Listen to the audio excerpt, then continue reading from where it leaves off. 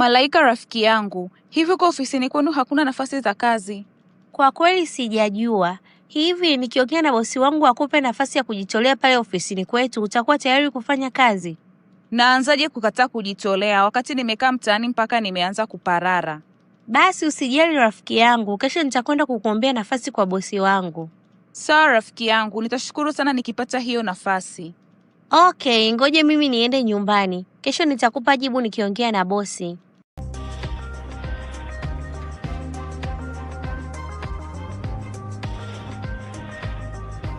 Habari za saa hizi bosi? Salama Malaika, karibu. Asante. Samahani bosi, kuna jambo moja naomba unisaidie kama inawezekana. Ni jambo gani hilo unataka nikusaidie? Kuna rafiki yangu amemaliza chuo muda mrefu ila mpaka sasa yupo mtaani. Hivyo ninaomba kama una nafasi hata ya kujitolea umpe ili angalau apate uzoefu. Huyo rafiki yako amesoma kozi gani chuoni? Amesomea kozi ya usekretari. Basi mwambie aje kesho, maana tayari tulikuwa tuna mpango wa kuongeza sekretari hapa ofisini. Asante sana bosi. Karibu.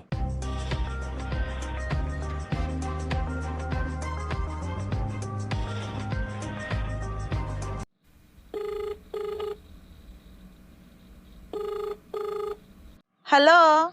Halo cha usiku. Nafasi imepatikana, kwa hiyo jiandae kesho ufike ofisini mapema. Wow, asante sana rafiki yangu. Karibu. Habari bosi. Salama, karibu. Asante, nimemleta yule rafiki yangu niliyekwambia anahitaji kazi. Oh, karibu sana. Asante. Okay, mimi ni Bwana Samu, ndio mkurugenzi wa hii kampuni. Nashukuru kukufahamu bosi. Jina langu mimi ni cha usiku. Nashukuru kufahamu. Sasa rafiki yako alinieleza kila kitu kuhusu wewe. Kwa bahati nzuri na sisi tulikuwa mbioni kutafuta sekretari mwingine. Hivyo nafasi hii tukaona tukupe wewe moja kwa moja. Asante sana bosi. Okay, sasa Malaika, unaweza kuenda kumwonyesha cha usiku ofisi yake. Sawa bosi. Yaani rafiki yangu, sijui hata nikushukuru vipi. Usijali bwana cha usiku. Wewe ni rafiki yangu tangu utotoni. Hivi ilikuwa ni lazima tu nikupambanie kwa sababu ukifanikiwa wewe, hata mimi nimefanikiwa pia.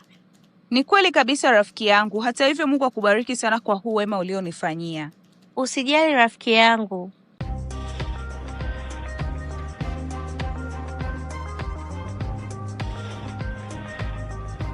Mambo cha usiku. Poa, mbona unaingia ofisini kwangu bila kugonga mlango?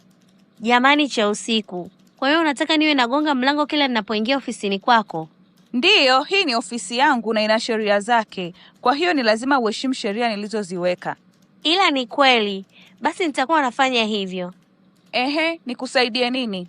Mbona nimekupigia simu na nimekutumia meseji twende tukale, lakini hujapokea simu yangu wala kujibu meseji nilokutumia. Kwani kuna tatizo? Wala hakuna tatizo, nilikuwa busy tu. Lakini huu ni muda wa chakula cha mchana. Twende tukatafute chakula kwanza, utakuja kuendelea na kazi baadaye.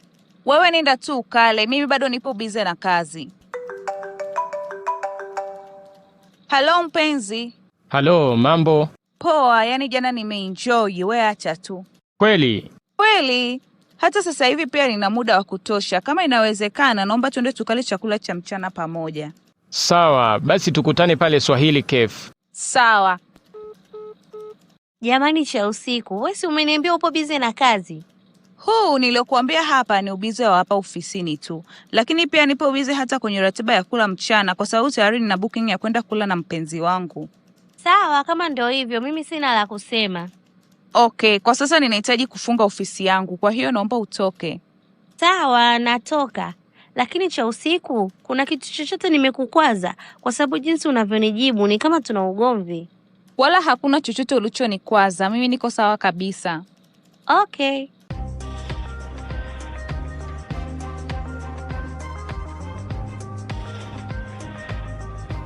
Cha usiku.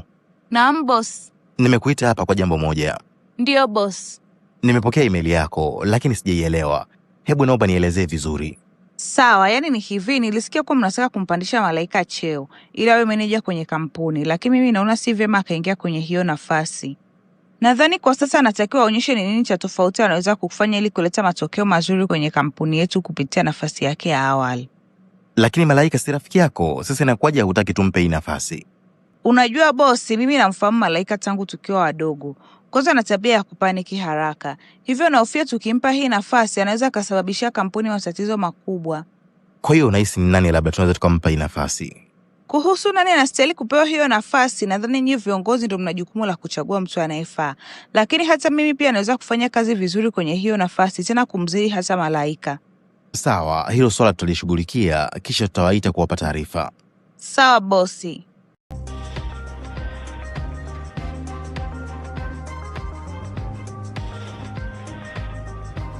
Habari zenu?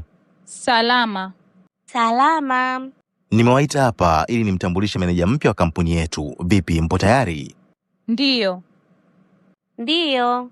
Sawa, kwanza kabisa naomba nitoe shukrani kwa Malaika kwa kipindi chote ulichofanya kazi kama mhasibu wa kampuni yetu. Lakini pia namshukuru Malaika kutuletea cha usiku hapa ofisini, kwa sababu kupitia cha usiku kwa kweli sisi kama ofisi tumejifunza mambo mengi sana. Hivyo tunashukuru sana cha usiku kwa kuwa na sisi hapa ofisini.